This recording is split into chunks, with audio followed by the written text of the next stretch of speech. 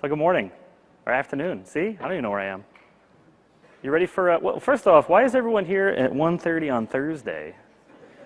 Do you have like Spirit Airlines, they ran out of seats or something? I figure that's got to be what it is.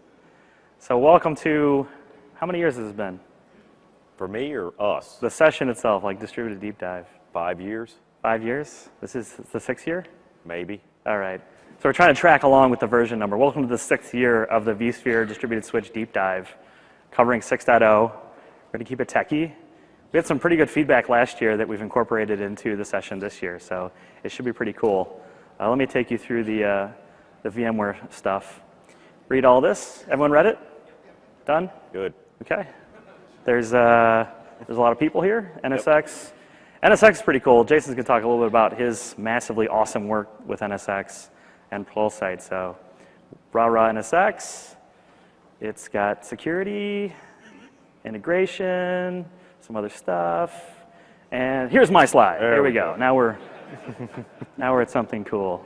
So I actually did use this last year, but I thought, the 32 minutes that I put into it was worth regurgitating, because as IT administrators, we're just trying to automate. So I changed the 5.5 to a 6, and I lowered the text a little bit. I noticed that. I thought that was nice. Yeah, that was in the survey feedback too, wasn't it? Yeah, they said the text is too high up. Yeah. So that's been changed. Jason, who are you? Hi, I'm Jason Nash. I'm the guy up there holding the Starbucks cup. I am the Director of Next Generation Architectures for Serious Computer Solutions.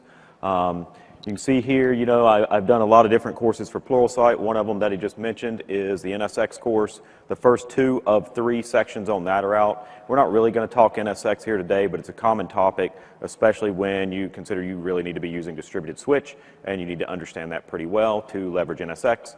And my random fact that we like to put is I'm a very avid skeet shooter. My current streak is 247 straight targets on the field. All right, yeah. Our first round of applause is for shotgun shooting. There we go. Keeping it on topic. Right on. So speaking of Pluralsight, I've also done some courses there. I like to wear funny hats, or big hats, apparently. I'm also VCDX. And nobody get up now, but Pluralsight, which is a great online training company, has donated close to 1,000 30-day trial cards. They're all up here where I'm standing. So on your way out, and I'll remind you at the end, you're welcome to come grab a couple. I mean one. I think they expire in a couple months, so go crazy, get some for your friends. I don't think we have 1,000 people, so there should be some extras there. You can take that card, go through my NSX courses, some of Chris's courses, all easily within 30 days, and get your $0 money right out of that thing. So knock yourself out. There you go. You already got value add. Put that in the survey feedback. They gave me free training. Give us 5 stars or whatever. What is the rate? I don't know. Who cares? So this is what we talked about last year. These 6 use cases. I'm not going to read them. They're up there. The challenge that we hit last year was that it's not possible to cover this much content in 45-ish minutes. So we adjusted a little bit for this year, specifically on the VDS 6. We're going to talk about these 3 specific use cases. We have some backup slides, but otherwise it's all going to be live demo off of Jason's lab back in Charlotte? Yep. Yeah, so we're going over wireless to RDP to North Carolina. And we're doing live demo. It's what you get on Thursday afternoon is the last session. There you go. So if it completely fails, you all understand, right? We have some backup slides, but go big or go home. If you're not first, you're last, all that kind of jazz. The first thing we're talking about is granular network guarantees. So we're going to go into the use cases, or at least one specific use case for Network I/O Control version 3. I guess just round of applause, folks that are using NIOC in their environment. A lot over here, not so much on the left. We need a DRS rebalance to that side. Yeah. Okay, and I asked for applause just because I can't see you. I'm basically talking to a black blob. The second thing we'll go over, or actually, Jason, what are you covering with that second use case? Second use case, the multiple TCP/IP stacks. This was in 5.5, but it's now exposed in the UI of 6.0. So we'll talk about like vMotion. You can now run vMotion on separate IP stack, separate default gateway. A great use case if you're doing spine leaf and doing different layer 2 domains across the racks. You need to route that stuff. So we'll go through that. Fair enough. And then rounding it all off, we'll do a design and discussion and actually a demo of the 100% VDS fueled data center, just because there's some ways that you can make the VDS quite safe and comfortable for an environment and no longer use the standard switch for anything, even vCenter. So those are the three things we're going to cover here. Starting off, I thought it'd be good to cover what's kind of new with vSphere 6 as far as the distributed switch is concerned. So what do we got here, Jason? Let's take a poll, right? Round of applause if you're using the distributed switch today. Haha. There we go. Oh, really? You didn't have to clap for me. I appreciate that. Good. So we have a lot of folks that are using it. Just was curious because that helps set the tone. If it's mostly folks that aren't using it, maybe you're curious, why you should. But it sounds like most people are on it today. That adoption rate goes up, obviously, just the way it is every year. There's more and more stuff that goes into this that really drives the use for it. I still think it is the reason to go to Enterprise Plus. There's not a lot of other great ones out there. Post profiles, man. Like I said, it's the reason to go out to, Enterprise Plus. Yeah. Jason, what's new in vSphere 6 for the VDS? So, NIOC 3.0 we're going to hit on pretty deep here in a second, walk you through some of that, especially a little bit of caveats on upgrading. Multicast IGMP snooping, that's not really sexy, but it's, it's a new feature. I like snooping and dogging. No? Tried.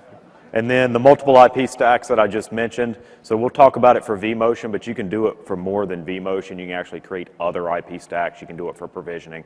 We'll see that in the demo. That is like one of those things that you probably don't care until you care, especially if you do an NSX deployment with VXLAN and what's called VTAPs, or you actually do need to route vMotion. How many people here know you can route vMotion? Okay, I asked that last year and only. It's like half clap, half. Let's get an applause. If you're using route that you can use routed vMotion, vSphere 6 fully supported. Did you also know you could have done that in 5.5? Okay. A lot of people don't know that. I talk to people all the time who are like, you can't route vMotion, you can't route NFS, you can't route iSCSI. You absolutely can, fully supported. There's obvious caveats, and we can hit on those. But this makes it even cleaner and easier to do that. I think it's just important. Can does not equal should. Okay. So let's talk a little bit about this one thing that keeps coming up, at least when I'm being asked by folks that are on the 1000V or going to vSphere 6. There's been a lot of confusion about what's going to happen with the 1000V from a support perspective, especially now that they have the ABS from Cisco. So right here, VMware no longer sells the 1000V, right? It's end of sale from VMware. You can still get it from Cisco. If you want to use the 1000V, perhaps you're on 5.5, you're going to 6, and you're like, I'm on the 1000V, what do I do? As long as you're on this particular version, I have it listed there, you're supported. Again, the support always has been born from the Cisco side of the house. The AVS mode of the 1000V continues to be not supported by VMware in vSphere 6, or really any vSphere. I don't think it's. It'll get there. It's not yet, so just keep that in mind. Ooh, you can quote that right there. Go ahead. I don't work for Cisco. I don't work for VMware. Quote away. That's convenient. Neither of us work for VMware. We just say whatever we want. Specifically, I pulled this out, though. If you read the URLs on the bottom there, VMware is called out very explicitly. They're not beating around the bush. They recommend you ditch the 1000B. What do you think? Sound good? All right. So there we go. And here's something. Oh, man, I'm going to get some flack for this. We do every year, but it's still funny. I like poking the bear. So Cisco had this cool press release, and like the Nexus 1000V continues to be the market-leading third-party virtual switch in the industry. Footnote, they're the only third-party switch. Technically not. The IBM does have the 5000V. What? Which continues to be the chupacabra of distributed switching, because we've never seen it in our life. Raise your hand if you're using the IBM distributed. No, clap. Clap if you're using the 5000V. Clap really loud. Okay, yeah, so 5 years in a row, still no one has entered, other than an IBM employee. Yeah, that guy, I called that guy out. He's That's like, not fair. I said, who do you work for? IBM. Yeah, so excluding people that wrote the code, nobody's using it. So both congratulations and haha to 1000V. All right, let's go a little nerdy. I wanted to talk a little bit about if you're building or upgrading to VDS 6. I put in a couple slides here. One to show. Do this live? What's that? Can we do this live? We could. I just want to show some of the informational pieces here real quick. If you want, you could set up a live demo. We'll cover through that real quick. But notice here, this is the thick client, aka known as the good client. And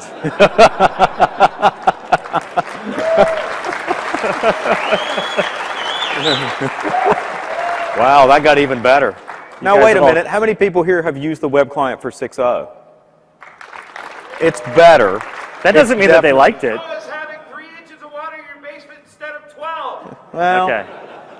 I like the energy. Better.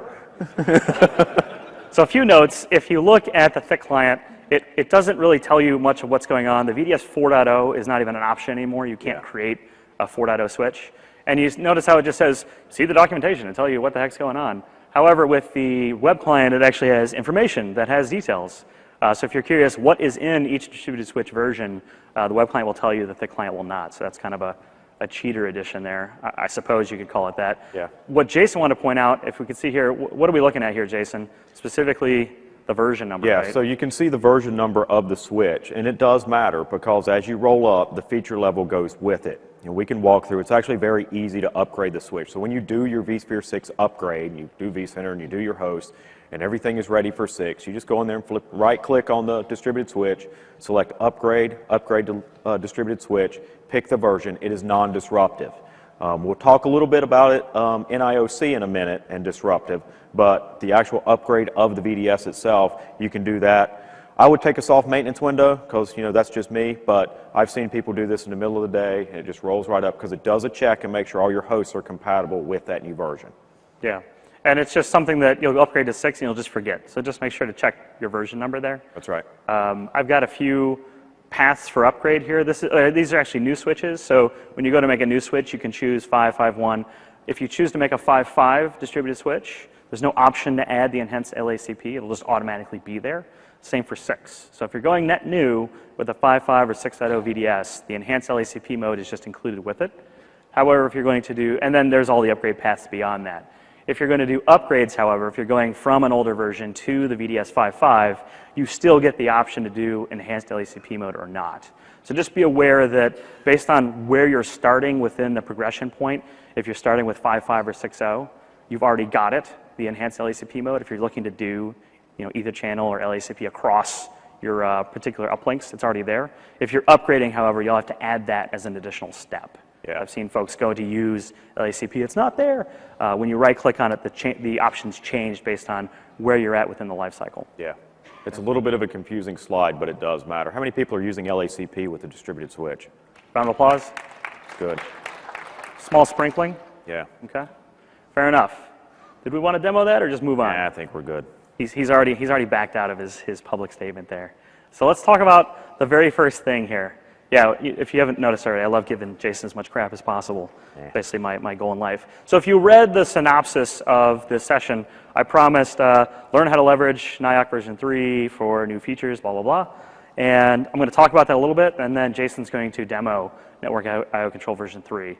First thing, there's some changes that have kind of occurred within the VDS. So I would say the first thing as an architect or an engineer when you're working with NIOC version 3 is be considerate of the fact that you're building in guardrails here, you're building in constraints potentially into the design. You're telling quality of service basically to a switch and you're enforcing it. So I add the first thing there, more guardrails or more limitations. Potentially creates less fluidity in the data center. To me, it's almost like the idea of doing CPU affinity for a virtual machine. If you need it, it's there for you, but don't just turn it on because you see it there. The best designs are always the ones that are simple because you're not going to be the architect there forever in most cases, and you want to pass along something very simple and easy to the next generation architect, as well as yourself when you get a phone call at 4 a.m. and you're trying to remember all this stuff. And keep in mind, when you turn these nerd knobs, are you really solving a problem, or are you just working with something because it's fun? Lab is where you work with the fun stuff. Production is where you try to solve problems. The next thing is around the traffic placement engine. So we're all familiar with Distributed Resource Schedule, right? DRS for compute. Round of applause, yes? We all know what that is? Okay. That's good. I just try to make sure. I mean, if you're using the VDS, you have the feature, so I want to make sure. The really cool thing about using NIOC version 3 is there's a traffic placement engine that helps figure out where the VM network adapter, you know, the VM NIC needs to go for the virtual machine itself. It may have multiple adapters. So when you set up Network I/O Control version 3, there's reservations involved, and the virtual machine and the hosts in the cluster have to adhere to those reservations, right? So if you turn that feature on, the NIOC version 3 and the hosts are going to participate, make sure that the VMs can, or the reservations can be met for those virtual machines. Yeah, so, and it also adheres to your teaming policies. So you set up active unused or active standby, something like that, and potentially the bandwidth is there, but you set up the teaming policy so that only 1/2 or 1/4 of the bandwidth is there. then it may not be able to meet the reservation requirement. So again, you're playing with constraints now. It becomes, Jason, what do you think about that? I think, one of the things that I've looked at going through this is I'm going to harp on a couple of things like consistency and standardization across all hosts in a clusters when it comes to network connectivity. They need to be configured the same way, the same number, the same bandwidth, or you're going to run into some of these weird issues. And it's kind of like, for the 3 people in the world that use, the flash read cache where you'd set a reservation of so much flash on a VM and it would, power on and vMotion would look at see if it could get enough of that flash. This is the same way. It's going to make sure it can grab enough reserved bandwidth before it's going to let a VM go on a host. And keep in mind, a reservation is a reservation. It's being held back. It's not being used. So, this is, I consider these things special case. Make sure you know what you're doing before you just start throwing this out there. Perfect. 2 control points. If you want to set up an NIOC, you can do it on the port group level, or you can do it for the virtual machine itself. Additionally, there's a bandwidth emission control engine that's going to validate if the VM's power on, can I meet these conditions, right? So when the VM goes to power on, it's going to make sure that the network adapters can meet the reservations assigned. And if the reservation is less than the free quota in the pool, you're going to have some problems. Also, the challenges are updated, the changes are validated in real time. So vMotion is considered as a VM goes from host to host, basically, can I meet the reservation if I change a VM from host A to host B? Okay, last slide, then we'll go into the demo. Related functionality, I've long had some issues with DRS, kind of ignoring things like CPU ready and things like that. Fortunately, DRS will help with the migration of workloads as it relates to NIOC. The first thing is that if the reservation for that virtual machine or virtual machines does exceed the capacity on the host, DRS can be triggered to move the virtual machine, right? So you're not having to granularly manage this.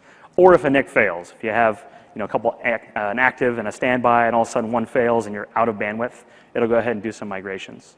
And HA will consider the reservations, high availability, will consider the reservations when it's going to power on virtual machines, right? So kind of like DRS will help defrag your hosts during an HA event, this will also be considered as part of that process. So keep this in mind, when you are building out reservations about HA and host failures and what you can sustain, because these things will not get powered on if they can't be met. All right, let's Riker beard this thing. All righty. Get you switched over. This one? Sure. I can push buttons. Hey, it worked. Fantastic. All right, so this is my lab back in the great state of North Carolina. Hopefully it will stay up while we're doing this. And I've jumped over to the distributed switch in the lab. And you can see here that I'm running version 6. So I've already moved this thing up. And if you actually do, I figured I'd wait and just show you this here. If you do deploy this and want to upgrade, you just right-click on the switch, do upgrade, and there's an option there for upgrade distributed switch. And that's really all you have to do to move up version. What's interesting is now there's an upgrade network I/O control in NIOC. So as we talk about this version of the switch, we have kind of split the versions for NIOC and the distributed switch. Now, there's reasons for that. And there's reasons that it doesn't automatically bump NIOC to version 3. There's a couple of things that went away in NIOC 3. One is class of service. So you used to be able to mark traffic with certain COS values. You can no longer do that. If it sees that, it will not upgrade NIOC when you upgrade the switch. The other one, there's some changes in how it does resource pools, the network resource pools, and how you used to be able to build those. Now it wants to transfer those into more of using the shares hierarchy than just creating those resource pools. So if it sees those, it will not upgrade it. And the reason for that is, one, COS just goes away, and it converts the resource pools over to shares, but it's disruptive. So when you go and click upgrade NIOC, and it kills COS and does some conversion, it will blip the ports on the VDS. I don't think it's long, but it's definitely going to cause a bit of a disruption. So since my distributed switch was not using those when I did the upgrade, I'm grayed out NIOC's version 3. And let me just, I'll just show you real quick with the difference there. I did take a screenshot. So Yep. This is the 5.5 VDS. Notice it has the COS priority tag field, and other fields are kind of as you expect them to look like, in the 5. Whatever it's been. This is the new field that's added. You see reservation column, and notice that the COS field is gone. So I've highlighted that in pink, as well as the data protection backup traffic now has a new traffic type in there. So these are the two changes that you see in the VDS version 6. Yep. And the funny thing is, and somebody feel free to correct me if you know or I can't find anywhere in here where it tells you what NIOC version you're on. That's a good question. I've we'll looked take and I that as a can't. takeaway. Yeah. So, you know, if this is not here, you're on version 3 because there's no higher version. I assume if it's there, you're on 2, but that's the only place I Oh, can wait, find there it is. It's the top right corner of the vSphere 6 switch, NIOC version 3. I mean, Okay. it's not really, it's a little tiny font 12 text in the corner, so, you know, I'll give this old guy, you know, it's all right, but My eyes are going. All right. bifocals go up a few points. So, using this. To use this, it's pretty simple. We come over here, we go to Manage, we go to Resource Allocation. And these are going to be a little bit different than what you're used to. So, that's not what. Go web client. Go Web Client and refresh for no apparent reason. It's because you're running all that other stuff. What is that, VROPS or something? Stop loading all that stuff. Hold on. You need less load. Oops, that's not what I meant. That's the uplinks. It's all right. We're okay with you, Jason. We're back. We're with you. Oh, look, it does say version 3. There we go. Anyway, so what you've got here is a bit showing the system traffic. And you're going to notice a couple of things. It shows bandwidth capacity is 1 gigabit. Now, that is per uplink. My lab uses 1 gig NICs, so it's showing that on a per uplink. When you set reservations, it's only per uplink basis. And then you'll see the maximum reservation allowed. The max you can reserve is 3/4 of your uplink. So if this was a 10 gig, you know, it would be 7.5 gigabit. With 1 gig, it's 7.75. And I think you brought up a good point with the per uplink. That changed with the 5.5 Yes. release of the VDS. It used to be across the host, and then they changed it to per uplink, except now the description is a little more descriptive. Yep. And down here, you can see the traffic types that we've had before. So this is a little confusing. Chris and I both agree on this. To start using NIOC, the first thing you have to do is go to the virtual machine traffic type and set the amount that you want to reserve. You can then allocate this out to port groups and other things, but you have to do it first. And if you don't, and we come over here to the new network resource pools, it's going to tell you that. To create network resource pools, configure bandwidth reservation for virtual machine system traffic first. So what that means is we come back here, highlight, edit, and we just give it a value. And again, it's going to show the max is 750. I'll do 500. And we'll say OK. Now, why don't you have 40 gigabit switches at home? Scott Lowe does. I know. I just, you know, I don't get free stuff like that. Oh, ooh, okay. Shots fired. So all of a sudden, we now see configured reservation and available bandwidth. The available is still the same because I haven't given anything out to anything else. We come over to the resource pools, and here we can see. Now, configured reservation is 3 gigabit, not 500 megabit. Why? Because I have 3 hosts. There's 2 NICs per host into the distributed switch. Multiply that out, and it comes out to 3 gigabit. So that's going to show you what you get total. But that's, again, that's spread across your hosts. So just keep that in mind. And then you just click plus, and you create a network resource pool, give it a name. Are you going to call it something transformer related? No, not this time. Okay, fine. You'll see my lab's all transformer related.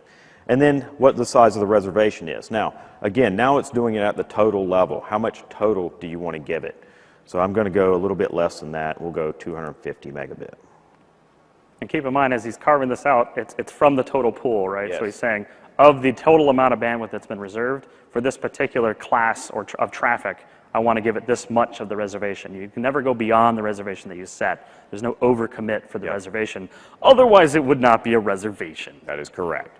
If you click it, then down at the bottom, you're going to see the name, the distributed port groups that it's applied to, which are none yet, and the virtual machines. So the next thing that we would want to do is go back to the distributed switch.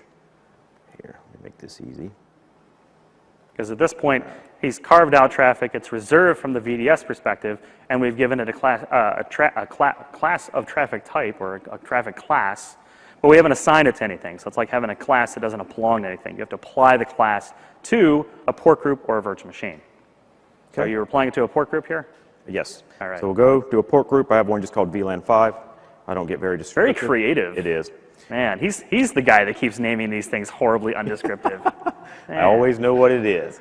I click settings, edit settings, and then you've got an option for the resource pool.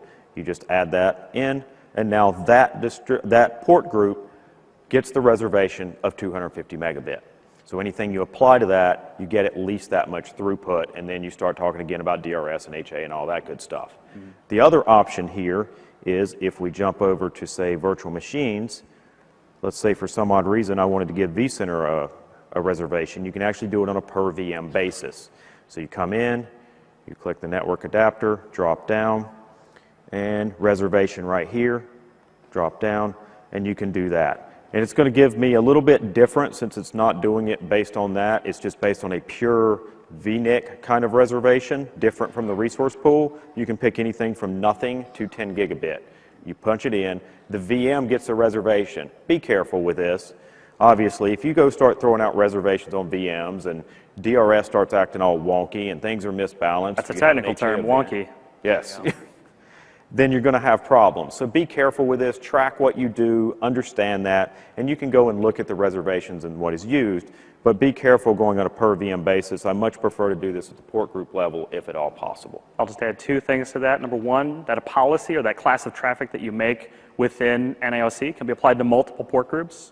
So what I've seen traditionally is to assign it based on the application or the tier, such as precious metals, saying these guys are silver or bronze or something like that. But you can do it across multiple port groups, as well as anytime I've seen it for a per virtual machine or per virtual machine network adapter assignment, I like to build a tag and then tag that virtual machine within the web client so that it's really easy to search what's been applied. You can do that programmatically with PowerCLI as well. Yep. And this gets into the consistency of the uplinks, the speed of the uplinks. Don't get too fancy with the active standby or splitting things into different active NICs for different port groups. Because as you see in the UI, it's very simple.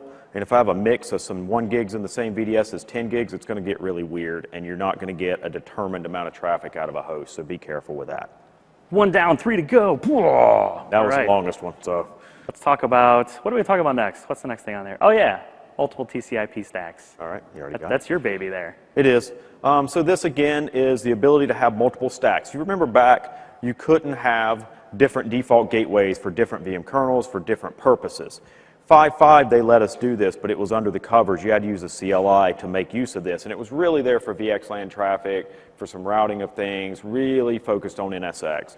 Now it's exposed to the UI, and you can use it for a few different use cases, primarily vMotion being the big one, and say, doing storage vMotions or VM creation or storage moves. Now, why might you want to do that stuff? Well, what's a new feature in this really cool stuff right here? I think I gave it away. You did give it away. Thanks for all that. Cross-switch vMotion, cross vCenter vMotion. Basically, right. The distributed switch forever was bound to the data center, and it was a boundary line itself, right? So once something lived within the VDS, that was its home. It could never move outside of its home, which meant trying to migrate between vCenters or even data centers kind of sucked. You had to build a vSwitch and move it on to vSwitch. We're not through my multi-IP stack. Yeah, calm down. Let's talk about how you do this. It's actually very simple. You go to the host, you go to networking, you go down to TCP/IP configuration, and there's a couple of default system stacks. Default is default. That's the one your VM kernel is using. Default's the default. I agree. Yep. Probably sounds like something I named. Then you've got provisioning. Provisioning is creating VMs, moving VMs, things like that. What if you're doing a long distance vMotion? You got to chuck a bunch of data over the wire. You may want to go a different way with a different default gateway. Now, where did that traffic go before we had a TCP/IP stack for that? Management traffic, right? Yeah. So 1 gig for a lot of folks, you'd have all that stuff coming in on your management line. That's no fun. You can now split that out. I think that's really cool. That's right. That's a pretty good use case. If you have OVAs, OVFs coming in, you're importing into the vCenter, which I think for multi-tenant environments is very common. Yeah. And the other one is vMotion that we've talked about. You can split off, do routed vMotion. And to change this, it's pretty simple. You just click the one you want to change, hit edit, and all you're doing is configuring the IP stack. Give it the DNS servers that you want it to use, give it the default gateway that you want it to use, and then advanced settings. So there's a couple of congestion control algorithms. I'm going to tell you right now, VMware has absolutely nothing out there on this, but I can read Wikipedia as good as the next guy. And basically, he just picks them at random. He's making all this up. 8 hours later, I'm learning about something. I don't even know why. But the default is New Reno. The second is Cubic. Cubic is built for high-speed, high-latency connections. What if I'm doing a vMotion coast-to-coast? And I got a fast connection, but that's a lot of latency for a vMotion. So you may switch it to Cubic. Rest of the time, you leave it on New Reno. And then the number of connections, don't change that unless VMware tells you to. You can also have the option of creating your own custom stacks here. And there's not a lot of great reasons to do it yet. VXLAN is one. This has to really be done at the command line still, but you could do this for, different kind of overlay transport protocols. This is going to be something that somebody tells you, hey, you need to go create this, and here's the parameters. but you've got a few built in to handle the real use cases of vMotion and provisioning. Yeah, I think it's a good foundation that they're putting out there. They're exposing it from a visibility perspective in the GUI. We're not exactly sure what all of those super solid use cases are. We have some ideas, but it's neat just to keep seeing what VMware's doing and kind of tell y'all what we find. Okay. Okay. Now are you ready to talk about the slide? Now we can you talk good? about the slide. Good with that? Go. Which one are you going to demo here, between the two switches? Cross vSwitch. All right, so why don't we talk about cross vSwitch vMotion first, just to cover the bases there. I've already alluded to pieces of it here. I think I won't read all the list. Jason, the one that you thought was pretty important to point out here, and one that I've had questions about, is going from the distributed switch to the standard switch. It's not supported. Why not? So it would be great if it was, because you may have a different license level on the other side. Maybe you're moving things over to a secondary site. The problem is there's some metadata that's kept in the distributed switch that they feel is really important, and they want to hold on to that. So when you move to the standard switch, it's not supported. So as you can see, you can go pretty much any way except for distributed switch to standard switch. Fair enough. The other thing I was talking about a little earlier was the cross vCenter vMotion. For me, the hugest use case here is migrations, especially if you're going from one platform stack to another, maybe one colo to another. Yes, you could do this before. It was really cumbersome. It required a lot of magic with the standard switch and stealing uplinks and things like that. How hard is it to do now that we have the VDS version 6? It's really easy. Really what you want to have is, a couple of things here. Support shared storage or shared nothing, which is nice for the shared nothing for people that don't want to go out and spend the money on things like vPlex and have to do certain distances. And you can do things like when you move these or vMotion these VMs, as you see, you get HA settings, DRS settings, alarms, events. All those things go with it. So if there's an alarm on a VM, when it shows up on the other side, that alarm pops up in the new vCenter. I think the big caveat here, and things that I were talking to customers about all the time, was this is not going to be how you go from 5.5 to 6. No. Because there's a few constraints. One, you have to be on 6 on both sides. 2, you have to be on the same SSO domain. Kinda. Aha. Kinda. Aha. If you're like me and you're using the UI, you have to be on the long. same SSO. If you're like Chris and you do everything via APIs, you don't have to. And the reasoning, I think, is very simple. In the UI, it says, which of these vCenters here would you like to move to? It's not going to know what to go ask for on an API, but you can do that from an API. So it's pretty interesting, and it's easy because in the UI, I don't have this because I don't have 2 vCenters, but literally you're going to pick, move storage and VM, you click next, and all of a sudden it shows your vCenters in there, and you just pick the one you want to go to, and you just keep going, and the next thing you know, you're chucking a bunch of data across the wire and getting that VM over there. Absolutely. We got some other requirements in here as well. Obviously, Enterprise Plus, that has VDS. Yep. Enhanced leak mode, basically when you're in vSphere 6 and you're building a platform services controller and you're following their best practices, there's certain ways that you deploy and associate your PSCs across the environment. You have to be in the same SSO domain, which automatically puts your vCenters into a linked mode configuration. There's no Windows installer like there used to be. And time sync, that's always important. Make sure you're following good, use a clock that you trust. I like the pool.ntp.org. Make sure you have a PDC emulator if you're using Windows that you're putting your time to. But drift is the death of Kerberos, and that's what all this is kind of based upon. So real quick, this is really boring, but to do this... It's not boring. Come on, live demo. No, it is live demo. So to do this, on fire. You just do a change compute resource, or any vMotion you want to do, really. And you get a new option here. Once I pick a host... Now, what are you doing here? You're doing cross vSwitch vMotion? Yes. So we're within the same vCenter domain, and we're going from one vSwitch to a completely different vSwitch. But you could also do it across vCenter. Sure. Right? So you could be vCenter to vCenter, different, well, obviously you're going to be different switch in a lot of cases, and different name. And all you get is a new drop-down box here that says, what do you want this thing to be on the destination side? And you click one, you hit next, and off it goes. But as we put on one of the slides, layer 2 is kind of important. It's not going to change the IP address. It doesn't change any of that stuff, so it needs to be on the same layer 2 domain on the other side when it gets there. But now you can quickly and easily move these things back and forth, and it's literally just a drop-down box as you do this. Absolutely. So, that was a sexy demo, right? He clicked the drop-down box? Or drop-down? Yeah! All right. I underestimated it. I don't know. You just solved hours of pain with a drop-down, so that's right. pretty cool, right? What else do we have? Long-distance vMotion.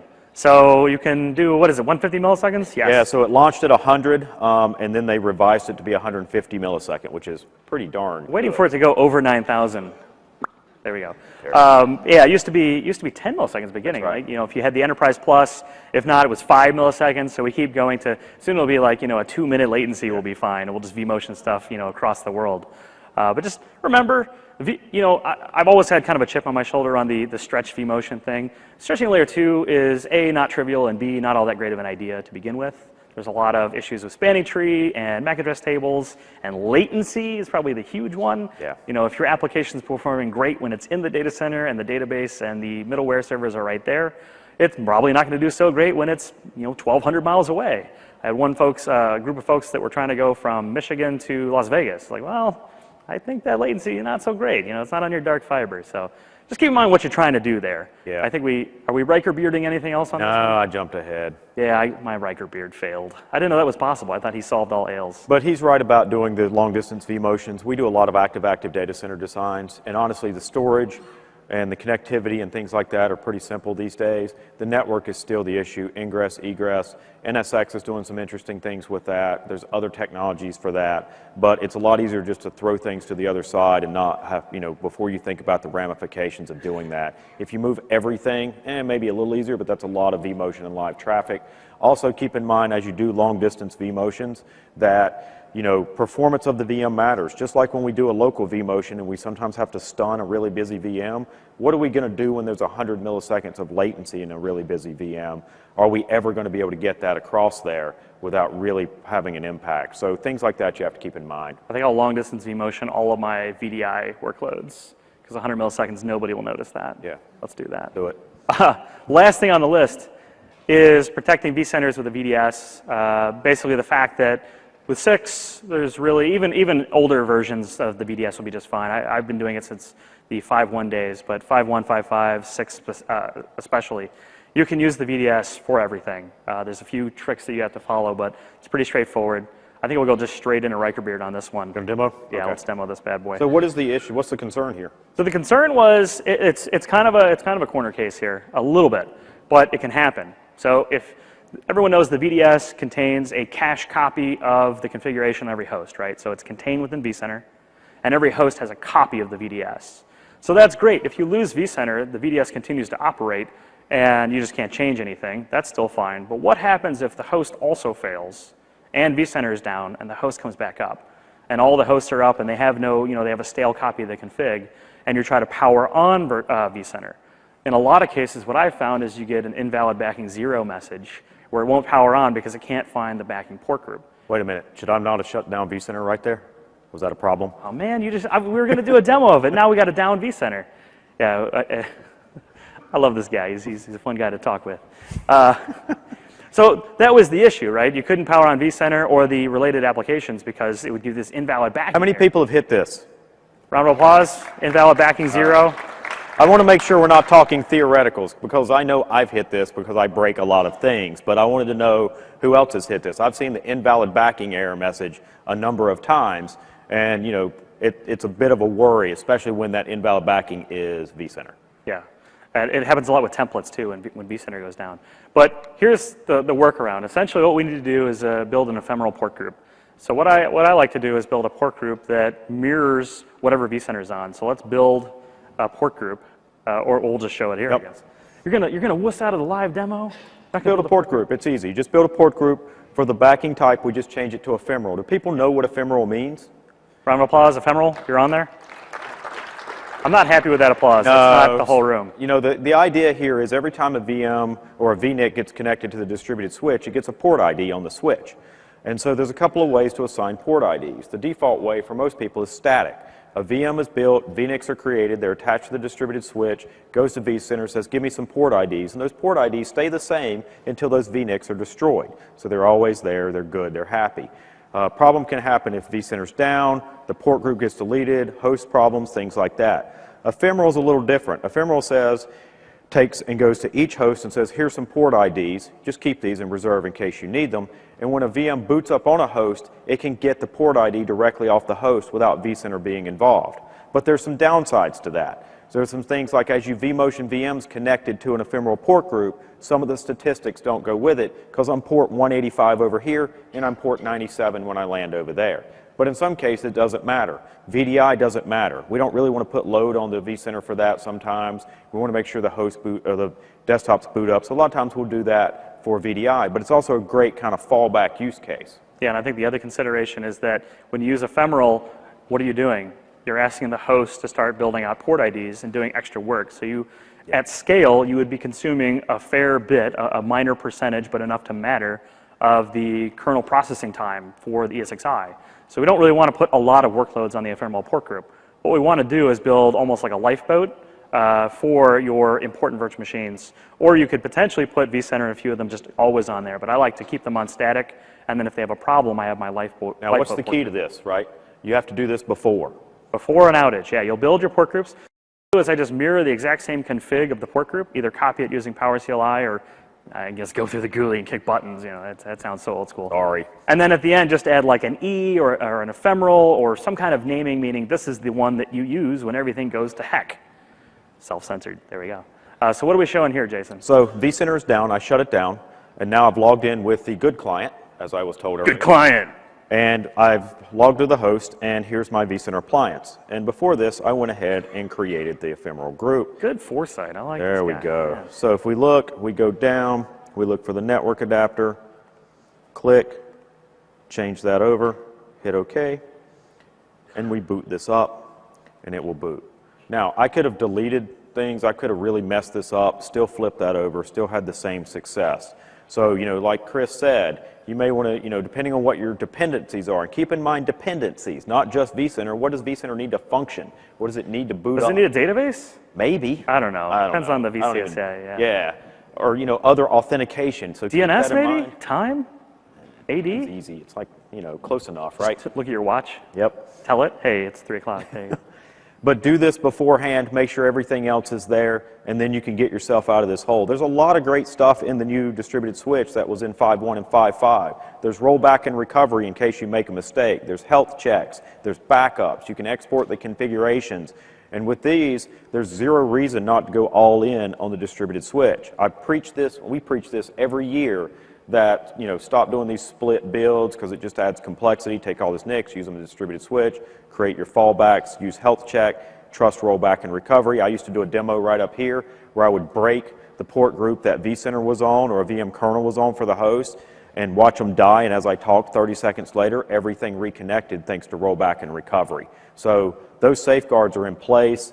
With the new features coming out and things like NSX, which is going to play a big role in a lot of other ecosystem products from VMware, you're going to see a major push into using the VDS, so let's do it the right way. Fair enough. I added a few links here. Obviously, the session's recorded. It'll be, you know, the deck will be posted, but just there's a KB article, 1022.312. It talks about port mining types. Remember that dynamic has been deprecated. Don't use it, so it's either static or ephemeral.